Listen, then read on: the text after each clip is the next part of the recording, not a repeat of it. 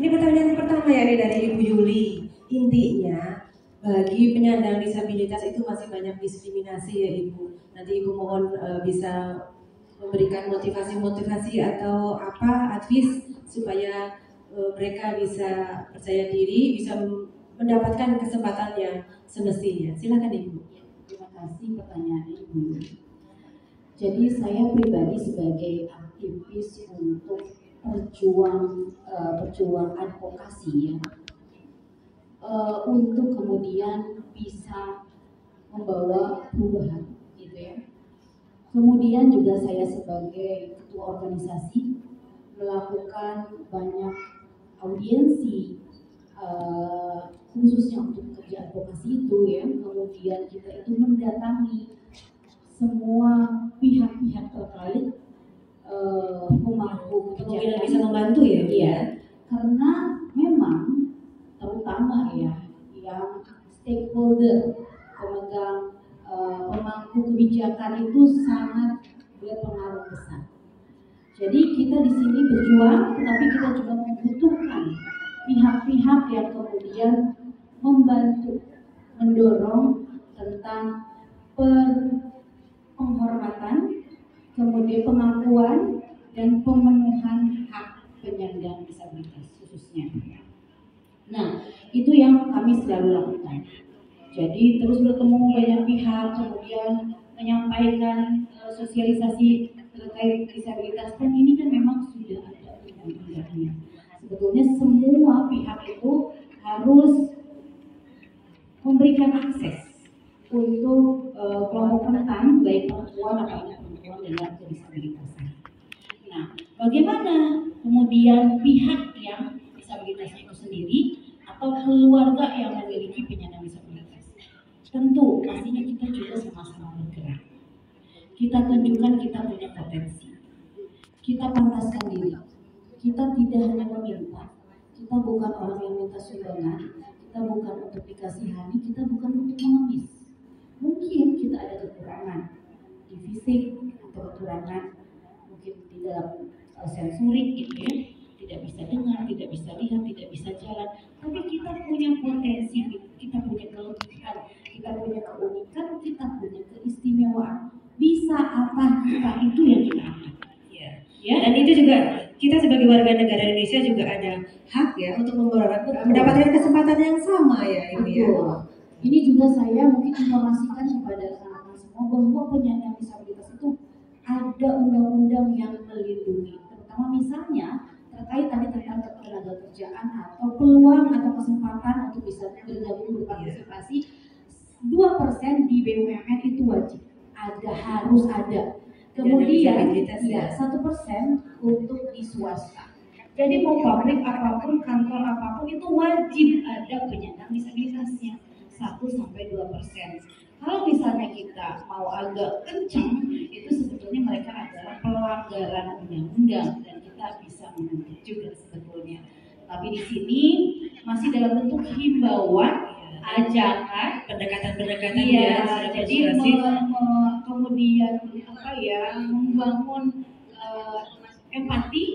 Jadi teman-teman semua di sini mungkin juga yang belum begitu mengenal tentang dunia disabilitas, mari bersama kita memberikan akses supaya teman-teman disabilitas juga bisa berpartisipasi aktif dalam kegiatan kemasyarakatan dalam berbagai aspek.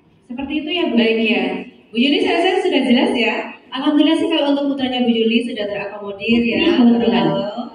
Perempuan. Oh perempuan. Disabilitas berbicara yang sekarang sekian bulan ya.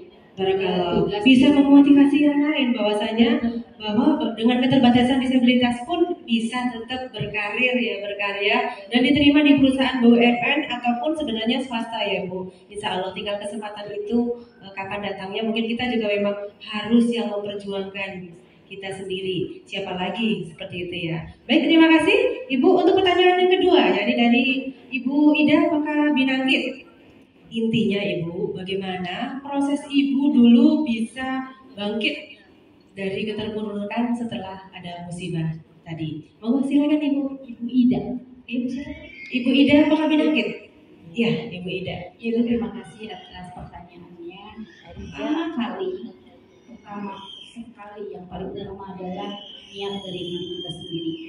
Kita kuatkan diri kita sendiri. Memang bangkit itu dari internal kita dulu, ya. Kita harus punya kekuatan, kita harus punya keyakinan bahwa di balik kesulitan ada kemudahan. Di balik semua musibah pasti ada hikmah.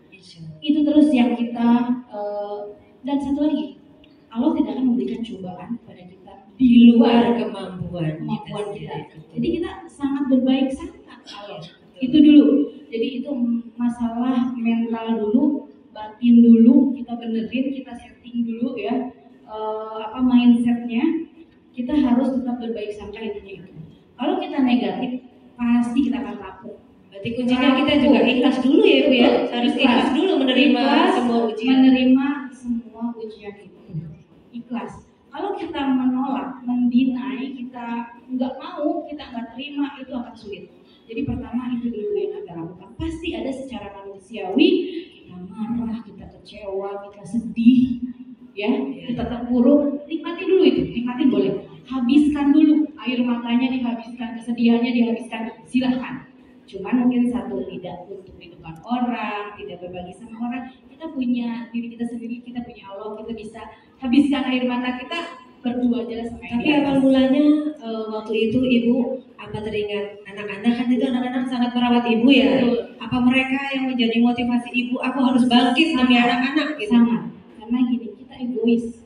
Kalau kita dikasih ujian, kemudian kita menyerah tanpa memikirkan orang-orang yang membutuhkan kita. Itu menurut saya adalah keegoisan yang luar biasa. Karena waktu itu kan Ibu Maharani juga single parent ya, Betul. ya. Saya ada putra-putra 2 ya. 3. Jadi kebetulan saya mungkin cerita juga, saya 12 tahun menjadi single parent di saat sudah berusia seperti ini.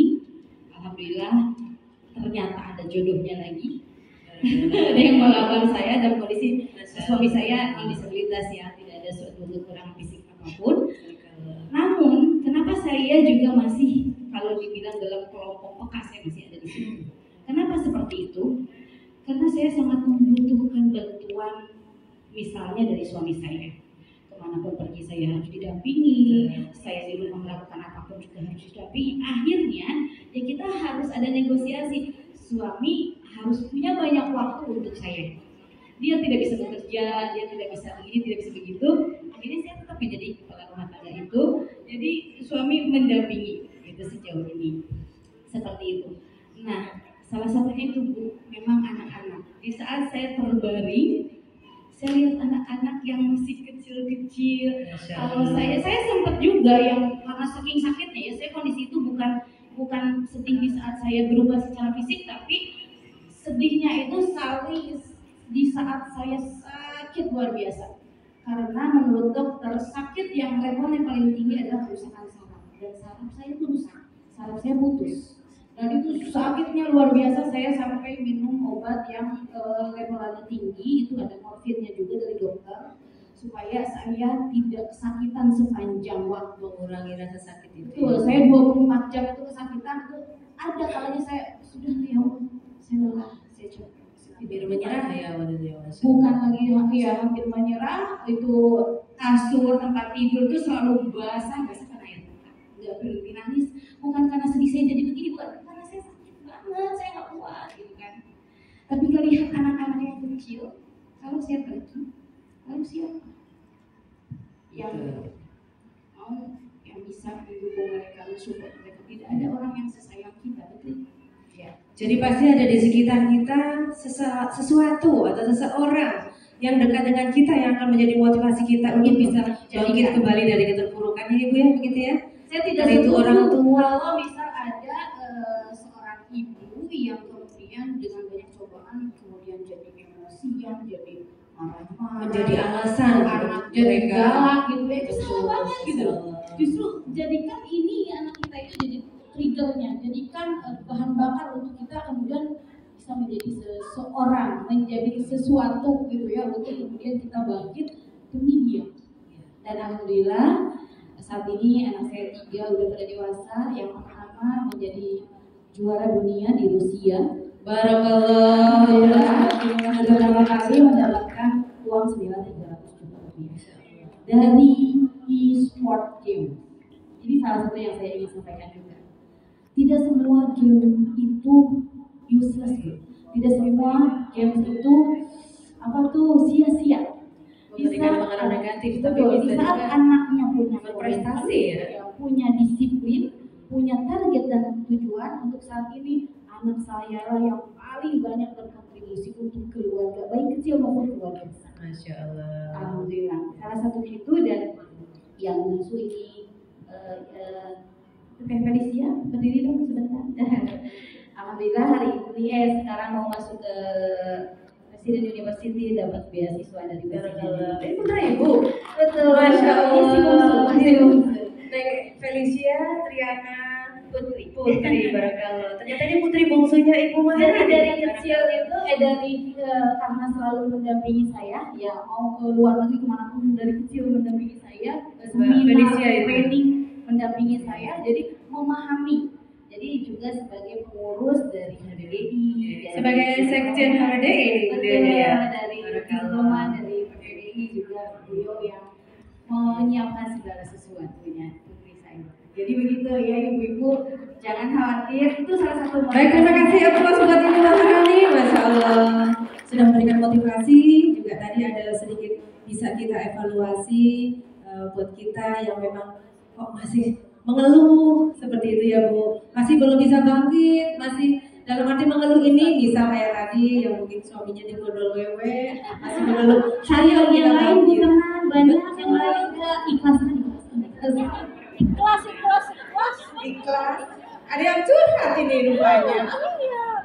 Kalau baik, terima kasih. Selanjutnya ini jawaban untuk yang pertanyaan ketiga tadi Bu. Sangat antusias rupanya nih. Intinya bagaimana advice-nya ini dari ibu bagi perempuan-perempuan yang kurang beruntung, di mana tadinya berkenalan kemudian mempunyai suami yang akhirnya tergoda wewe apa siluman tadi dulu saya. Siluman. Saya kok jadi gemes ya. Silakan Ibu. Terima kasih pertanyaannya. Sedih dan kecewa itu manusiawi. Betul nggak? Ya. Jangan ditolak juga. Silakan sedih, silakan nangis, silakan keluarkan luapan emosi. Tadi itu soalnya sudah terlanjur disuruh berhenti usaha, malah ditinggalin. Coba ya. Sungguh terlalu ya. Sakitnya tuh di sini. Sedih dulu, habiskan dulu kuota sedihnya, habiskan kuota air matanya, silakan. Tapi setelah itu ikhlaskan. Setting diri kita. Kita balas dendam yang terindah itu adalah membuat kita jauh lebih sukses daripada yang terdampak. Gimana Bu? Bikin mantan menyesal. Bikin setuju kan? Nanti kalau besok kita balik lagi, empuknya. Saya berbagi pengalaman ya. Ini bilang ya. Saya menjadi single parent karena memang ada saya dulu. Dan memang mungkin sedikit-sedikit bumbui dengan ini itu, dan saya waktu itu masih sangat muda usianya, jadi masih sangat mentah. Saya membawa 3 anak saya dan si mantan membawa seluruh harta saya, harta kami kan. Tapi tidak apa-apa gitu. Saya ikhlas. Nah, kalau sudah ganti berlimpah, benar ya Bu ya. Dan banyak di luar sana rumor yang tidak baik, tapi saya tidak melurus, saya tidak membela diri. Enggak, kok saya nggak usah. Simpan energi kita, ya, simpan energi kita untuk sesuatu yang lebih dahsyat lagi. Dan alhamdulillah, saya sebelum begini pun bisa meloncat lebih tinggi, dan saya seperti ini pun saya meloncat lebih tinggi lagi sampai berapa bulan kemarin ya, berapa belas tahun juga si mantan jadi nikah, malah berkali-kali minta kembali. Padahal udah begini, saya udah begini, minta kembali, tapi alhamdulillah sudah gak ada rasa, ya udah gak ada rasa. Justru dia selalu dia terkagum-kagum. Oh ternyata yang kemarin saya sia-siakan itu begini ya. Inilah yang terbaik buat dia, tapi jadi kita menyesal tiada akhir Bu. Jadi begitu ya yang harus dilakukan itu. Kita memantaskan diri, melayakkan diri, balas dendam terindah, dan kita buat dia menyesal. Ya. Baik, kalau semangat diri